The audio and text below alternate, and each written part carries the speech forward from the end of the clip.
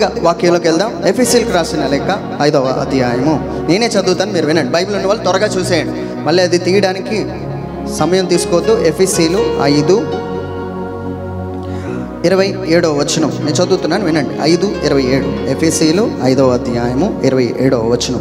క్రీస్తు కూడా సంఘమును ప్రేమించి అది కలంకమైనను మడత అయినను అట్టిది మరి ఏదైనను లేక పరిశుద్ధమైనదిగాను నిర్దోషమైనదిగాను మహిమగల సంఘముగాను ఆయన తన ఎదుట దానిని నిలబెట్టుకొనవలనని వాక్యముతో ఉదక స్నానము చేత దానిని పవిత్రపరిచెను. మళ్ళీ చదువుతున్నాను.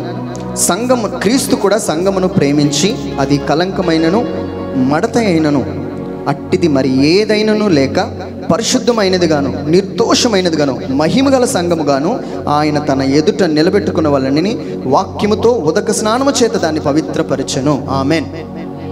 ఇప్పుడు బైబిల్ మూసేయండి. రైట్, నా వైపు సూటిగా చూస్తూ వాక్యం విన్నా. సూటిగా ఎందుకన్నానంటే, దేవుని శిష్యులు స్వస్థపరచబడివాడు ఆయన వైపు సూటిగా చూస్తే అక్కడ ఒక అద్భుతం జరిగింది. Praise the lord. సర్లేదు, మన టాపిక్ డైవర్ట్ అయిపోతుంది. నా వైపు చూస్తూ వాక్యం విందాం. ఇప్పుడు ఫస్ట్ పాయింట్ ఏంటంటే, క్రీస్తు సంఘాన్ని ప్రేమిస్తూ ఉన్నాడు. క్రీస్తు సంఘమును ప్రేమించి ఉన్నాడు. అంటే సంఘం అంటే మనం. ఈ సంఘాన్ని ఆయన ప్రేమించాడు అని అంటున్నాడు. అంటే మన భాషలో ఐ లవ్ యూ అని చెప్తున్నాడు ఆయన మనందరికీ. నేను నిన్ను ప్రేమిస్తున్నాను అంటున్నాడు. దేవుడు సంఘాన్ని ప్రేమించాడు, ప్రేమించి దానికోసం ప్రాణం పెట్టాడు. ఏమండి, ప్రేమించిన ఆయన ఏం చేశాడంటే, అది కలంకమైనను మడత అయినను మరి ఎట్టిదైనను లేక పరిశుద్ధంగా ఉండాలని కోరుకున్నాడు. చిన్న మచ్చ కూడా ఉండకూడదు. ఒక విషయం చెప్తాను, మీరు డీప్గా వెళ్ళిపోకుండా కొంచెం లైట్గా ఆలోచించండి. నా తెలిసిన ఒక కుటుంబంలో వివాహంకి 2 కుటుంబాలు సిద్ధమైపోయారు. అయిపోయిన తర్వాత ఈ పెళ్లి కొడుక్కి ఏమి తెలిసి వచ్చిందంటే, ఆ అమ్మాయి పెళ్లికి ముందు ఎవరినో ప్రేమించిందని తెలుసుకున్నాడు. తెలుసుకున్న తర్వాత బట్ అమ్మాయికి ఇష్టపడి ఎలాగైనా పెళ్లి చేసుకోవాలనుకున్నాడు. కానీ ఆయనకు ఒక డౌట్ ఉండిపోయింది, ఈ అమ్మాయి తనతో తిరిగిందా లేదా, కన్నికగా ఉందా లేదా, ఒక డౌట్ ఉండిపోయి తను చెక్ చేసుకోవాలనుకున్నాడు. ఆమెతో మాట చెప్పాడు. చెప్పగానే ఆమెకి కోపం వచ్చింది. నీకు నా మీద ఎంత డౌట్ ఉన్నప్పుడు నేను ఈ పెళ్ళికి ఒప్పుకోనని ఆ పెళ్ళి క్యాన్సిల్ అయింది. అది అక్కడ పెడదాం. ఏమండి, క్రీస్తు కూడా మనందరినీ ప్రేమించి మనలో ఏమి ఉండకూడదు అనుకుంటున్నాడంటే, మచ్చ మడత అట్టిది ఏదైనా ఉండకుండా పరిశుద్ధంగా ఉండాలని దేవుడు మనందరినీ కోరుకుంటున్నాడంట. సంఘమును ప్రేమించి ఆయన ఏం చేస్తున్నాడంటే, వాక్యము చేత ఉదక స్నానం చేస్తున్నాడు. దేనితోనండి? ఆ వాక్యం ఎక్కడైతే మీరు వింటారో మీకు తెలియదండి. స్నానం అంటే గ్లాసు నీళ్ళు సరిపోతాయా, బకెట్ నీళ్ళు ఉండాలా? మీరు అంతగా వింటే దేవుడు మనల్ని స్నానము చేత మచ్చ మడతలు అన్నీ తీసి పరిశుద్ధంగా ఆయన ముందు నిలబెట్టుకుంటాడంట. అది సంఘం అంటే. సంఘమును ప్రేమించాడంటే దాని అర్థం అంటే, ఇప్పుడు నా ప్రశ్న ఏంటో తెలుసా? దేవుడికి తెలుసండి సంఘంలో ఉన్న వాళ్ళందరూ ఏమున్నట్లు మచ్చ మడతలు మనందరిలో కనబడుతున్నాయి ఆయనకి. కాబట్టి ఈ మచ్చ మడతలు లేకుండా ఆయన మనలను ఎలాగ కడుగుతున్నాడంటే, వాక్యము చేత స్నానం చేస్తున్నాడంట. దేనితోని? వాక్యము చేత స్నానం చేసి నిన్ను పవిత్రపరుస్తున్నాడు. అంటే అర్థం తెలుసా? దేవుని ఈ బలిపీఠం దగ్గర నుంచి ఆ దేవుని సేవకుడు ఏ వాక్యమైతే మీతో బోధిస్తున్నాడో ఆ వాక్యం మీరు వింటుండగా మనము పవిత్రపరచబడబోతున్నాం. గట్టిగా చప్పట్లు కొడుతూ యేసయ్య హల్లెలూయా హల్లెలూయా హల్లెలూయా. ఆ వాక్యం లేకుండా మీరు సడన్గా వచ్చి పూజ మధ్యలో వచ్చి అలాగ సప్రసాదం తీసుకొని వెళ్ళిపోతే ఏమీ అవ్వదు. దేవుడు వాక్యము చేతే మనందరినీ ఉదక స్నానం చేయించేవాడిగా ఉన్నాడు. ఆమేన్. హల్లెలూయా హల్లెలూయా హల్లెలూయా హల్లెలూయా హల్లెలూయా హల్లెలూయా హల్లెలూయా హల్లెలూయా. తండ్రి వందనం, తండ్రి వందనం, తండ్రి స్తోత్రం, తండ్రి స్తోత్రం, ఆత్మదేవ వందనం, ఆత్మదేవ వందనం, ఆత్మదేవ స్తోత్రం, ఆత్మదేవ స్తోత్రం. ఇప్పుడు మొదటగా దేవుడు ఒక్కొక్కరిని ఎలాగా క్లీన్ చేస్తున్నాడో చూద్దాం. ఏమండి, మనందరికీ దావీదు తెలుసు. దావీదు దేవుడి కోసం యుద్ధాలు చేసిన వాడు. Praise the Lord. ఎవరి కోసం యుద్ధాలు చేశాడు ఆయన? దేవుని కోసం యుద్ధాలు చేసిన వ్యక్తి దావీదు. ఈ దావీదు ఏం చేశాడంటే మీకు తెలుసా తప్పు ఏం చేశాడో? ఒకరోజు స్నానం చేస్తున్న ఒక స్త్రీని చూసి తను తీసుకొని వచ్చి పాపం చేశాడు. ఇది జరిగిన స్టోరీ అయిపోయి చాలా కామ్గా ఉన్నాడు 1 year. ఎవ్వరు చూడలేదు. వాళ్ళ ఆయన్ని చంపించేశాడు. అంతా అయిపోయింది. కానీ దావీదు దేవుని యుద్ధాలు చేస్తున్న వ్యక్తి. మనం సంఘంలో చాలా కార్యాలు చేస్తున్నాం, కానీ కొన్ని పాపాలను లోపల దాచుకుంటున్నాం. కొన్ని పాపాలు దాచుకుంటున్నాం. మీరు సంఘంలో చాలా కష్టపడుతున్నారు, డబ్బులు ఇస్తారు, కానీ కొన్ని పాపాలు లోపట ఉంటే దేవుడు మిమ్మల్ని ఇష్టపడాడు. దానికి కారణం ఏమండి? దేవుడు ప్రవక్తని పిలిపించి ఏమంటాడంటే, దావీదుకు నువ్వు ఒక వర్తమానం ఇవ్వాలి అని అంటాడు. ఇంతకుముందు అదే ప్రవక్తతో దావీదుని అభిషేకించు అన్న వ్యక్తి అదే దేవుడు ఇప్పుడు ఏమన్నాడంటే, నీకు ఒక కథ చెప్తాను అన్నాడు దేవుడు. ఏంటి ప్రభు కథ అన్నాడు. నా వైపు చూడండి, నా వైపు చూడండి, అందరూ నా వైపు చూడాలి. నీకు ఒక స్టోరీ చెప్తాను. ఏంటి ఆ స్టోరీ అంటే,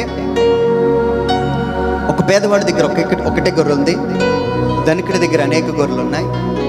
ఒక మార్గస్థుడు ఒకడు ధనికుడి ఇంటికి వచ్చినప్పుడు చూడండి, ఇలాగే ఆ ప్రవక్తతో బోధిస్తున్నాడు దేవుడు.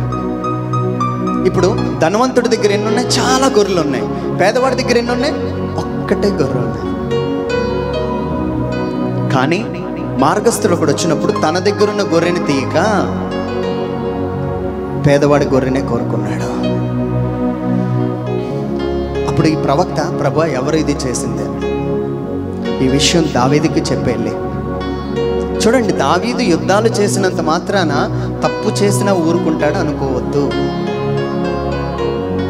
నువ్వు దేవుని పనిలో ఉన్న మార్గం తప్పిన వాడవైతే ఏమన్నాడో తెలుసా?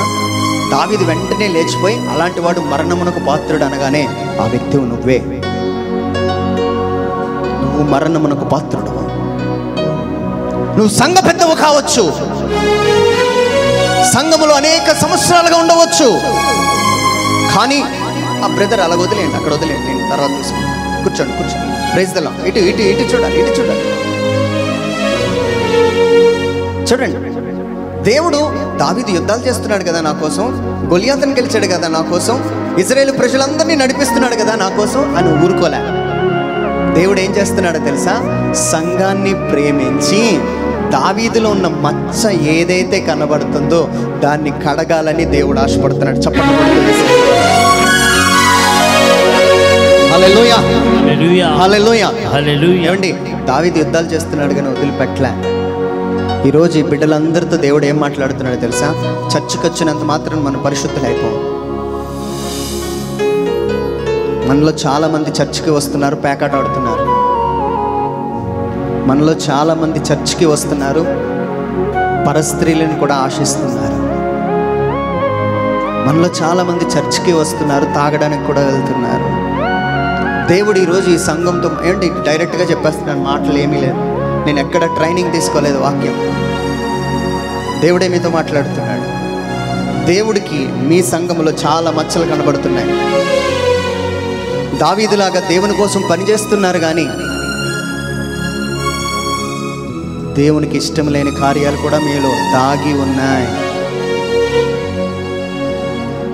అవి అలాగ ఉండిపోవాలని ఆయన కోరుకోవట్లే. దేవుడు ఈ సంఘాన్ని ప్రేమించాను, అది ఫస్ట్ మాట మీ అందరి కోసం. ఈ సంఘం అంటే దేవుడికి ఇష్టం అంటున్నాడు, కానీ నా ముందు మచ్చ మడత లేకుండా ఉండాలంటే వాక్యం చేత ఉదక స్నానం చేయించబడాలి. అలాగ నేను పవిత్రపరచుకుంటాను నా బిడ్డల్ని. ఇక్కడ ఉన్న వాళ్ళందరూ మ్యాక్సిమం అయితే కొంతమంది దేవుజనుల లెక్క ప్రకారం 5 సంవత్సరాల్లో యేసు ప్రభు తిరిగి రాబోతున్నాడు. మీకు నిజంగా దేవుడితో ఇష్టము, ఆయనతో పాటు నడిచి ఎత్తబడే సంఘంలో ఉండాలి అంటే ఈ రోజు నుంచి వాక్యం ఎంత వినగలిగితే అంత వినండి. ఎంత వినగలిగితే అంత వినండి. ఆ వాక్యం ద్వారానే దేవుడు మనల్ని ఉదక స్నానం చేయించి ఈ సంఘాన్ని పవిత్రపరచుకోవాలనుకుంటున్నాడు. ద ఫస్ట్ పాయింట్, దేవుడు మీతో మాట్లాడుతున్నది ఏంటో తెలుసా? సంఘంలో పెద్దలే, సంఘంలో చాలా రోజుల నుంచి ఉన్నవాళ్లే కొన్ని పాపాలు దాచబడి ఉన్నాయి.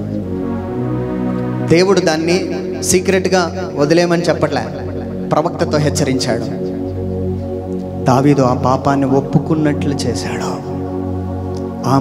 ఆయన మీద ఉన్న మచ్చ మడతలు అన్నీ తొలగించి ఎత్తబడే సంఘానికి దావీదుని సిద్ధపడి చేశాడు. చప్పట్లు కొడుతూ యేసయ్యను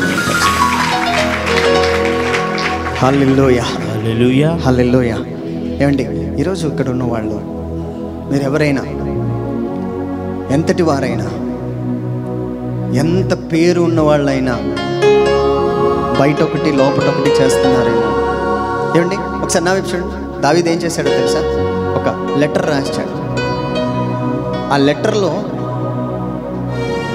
ఎవరైతే ఏ స్త్రీతో అయితే పాపం చేశాడో తన భర్తకి ఒక లెటర్ రాశాడు. ఈయనని యుద్ధంలో ముందు రోలో ఉంచి చంపేయించేయండి,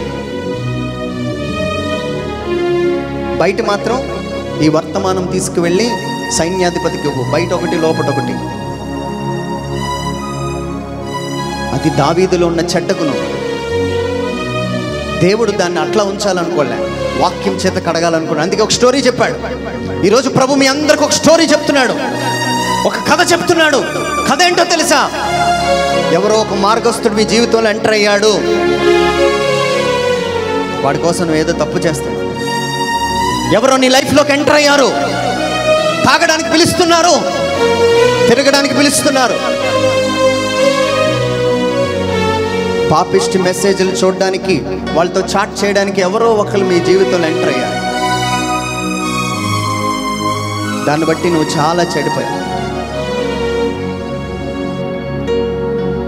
దేవుడు ఈరోజు ఒక స్టోరీ చెప్తున్నాడు.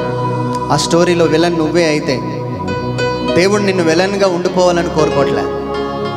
నీ మీద ఉన్న ఆ మచ్చ మడత క్లియర్ చేయడానికి ఈ వాక్యమునే ఈరోజు మీ మధ్యలో చప్పట్లు కొడుతూ గట్టిగా చప్పట్లు కొడుతూ హల్లెలూయా.